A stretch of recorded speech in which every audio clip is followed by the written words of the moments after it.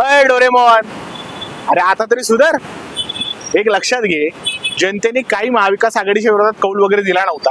तुम्ही मतांची चोरी केलेली हे सिद्ध होते.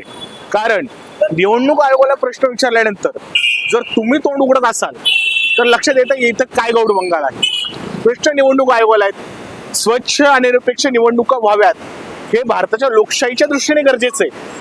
यासाठी म्हणून आज शिवसेना असेल, महाराष्ट्र नवनिर्माण सेना असेल, हे आवाज उठवत आहेत.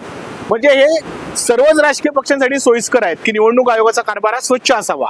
पण भारतीय जनता पक्षालाच निवडणूक आयोगाचा कारभार स्वच्छ होऊ नये असं का वाटत आहेत?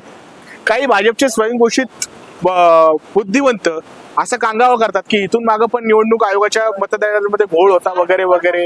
ते काय आजचं आहे का? प्रश्न हाच आहे की इथून मागं जर निवडणूक आयोगाच्या कारभारामध्ये घोळ होता तर तो घोळ कधीच मिटू नये का? तो घोळ कायम राहावा का असं भाजपला वाटतंय का?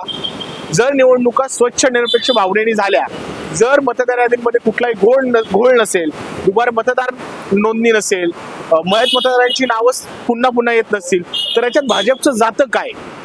प्रशासनाच्या घाणेरड्या कारभाराविरुद्ध आवाज उठवणं हे चुकीचं आहे का? हे एकदा भाजपने स्पष्टपणे सांगावं.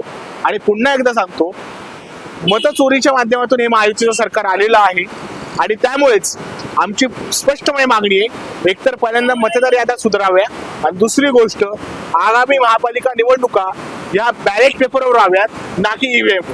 जय महाराष्ट्र.